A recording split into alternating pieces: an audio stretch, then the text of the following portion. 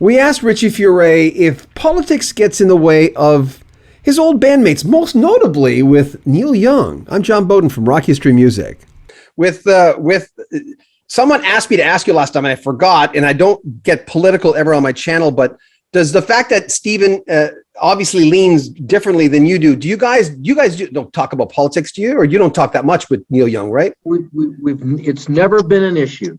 Yeah. You know, I mean, never, ever been an issue. I mean, I do believe that that he's been obviously more politically inclined and vocal over the years than I have. I was like talking to someone the other day. Listen, I'm the guy that writes love songs. I don't know where songs like "Don't Tread on Me" or "Wind of Change" and "Someday" on my on the last project that I did.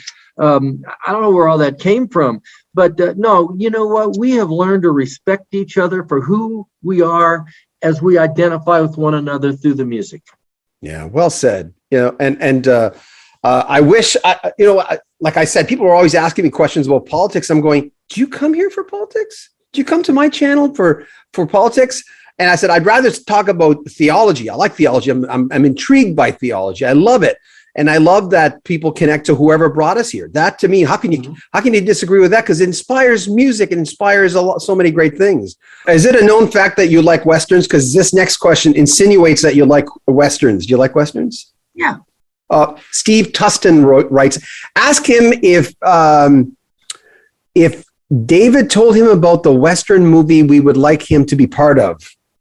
Does that make any sense? Steve, I don't know. Okay. But there was some old guy who just can't talk well. No way, man. You still got it. Okay, let's just say you walk into a restaurant. Do people ever bug you? Do people ever come in? You're a very recognizable face. You have a very distinctive. I mean, to me, you've always looked like Richie Furay. I mean, I'd recognize you in a second. But do people? Are you in Colorado, right? Yeah.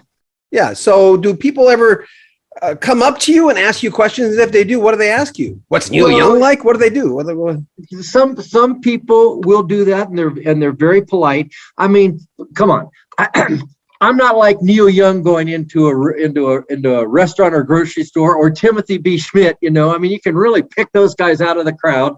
But it's funny, man. I'll be. Let's say I'm in the grocery store downtown, and I've lived here in Boulder for I don't know how many years now. I mean, since 1970, and I'll go in and I can tell when somebody.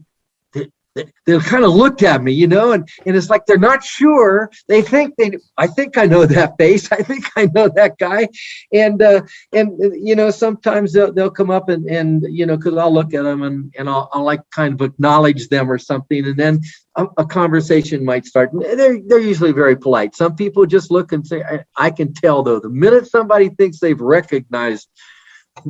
As soon as they recognize me, it's like, okay, yeah. What's on this guy's agenda?